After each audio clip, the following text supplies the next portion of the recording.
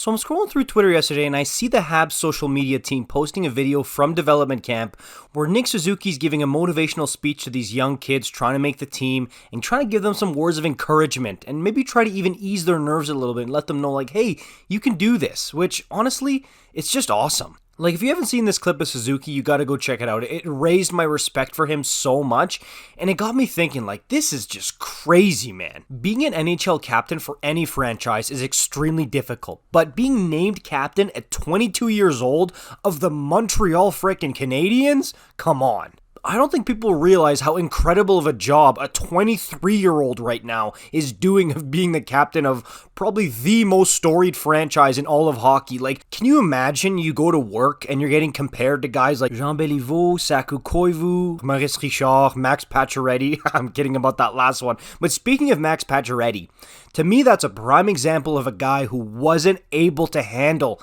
being the captain of the Montreal Canadiens. The pressure that brings can be absolutely crushing to some guys, and they're just not built for it. Especially if you don't speak French. Like, I know it's not a deal breaker because the Habs have had a ton of non-French speaking captains, so the fans, they get over it, but hey, you have to put in at least some kind of effort. We'll see a lot of guys at their introductory press conferences as captain. They'll be like, oh, I'm so humbled and honored to become the captain of the Montreal Canadiens. They'll usually say that in French, and a lot of them are nervous saying it, but at least they're putting in an effort. And the captains that a lot of these French-speaking fans like the most are the ones who, even if they don't speak French, they put in an effort, and that's exactly what Nick Suzuki's doing. Like, it's not just in his first press conference, which he did speak French, but he's been doing it since in little tidbits and interviews, and by all accounts, he's been taking classes and learning French, which honestly, that's huge, because this kid is from Ontario. He grew up a Leafs fan, probably hated the Habs growing up,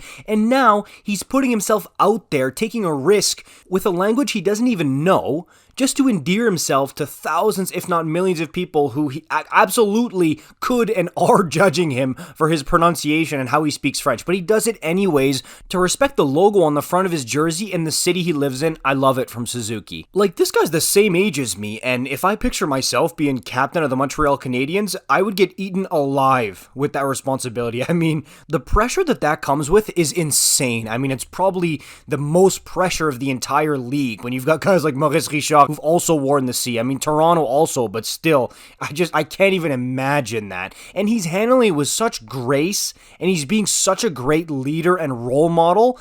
I'm stunned by how good of a job Nick Suzuki is doing at being the captain of the Habs. Like, when he first came in, I remember seeing him in the trade for Pacioretty. Like, oh, this shy kid who, hey, he looks like a skilled playmaker. He's going to try Michigans and toe drags and stuff. He'll be a good playmaker for the Habs. But he developed into some kind of great leader. And yeah, on the ice, he's a fantastic 200-foot player, and he's going to keep developing. But off the ice, I'll give you an example. When Pierre Gervais came out with his book last year in the middle of the season, and he dropped some bombs about former, current players and staff, like, almost all the media went and shoved a microphone right in Suzuki's face and bombarded him with questions about a bunch of guys that most of which he didn't play with. He was in the OHL when a lot of this happened, and they still asked him about it, and he handled it with such grace and elegance and maturity.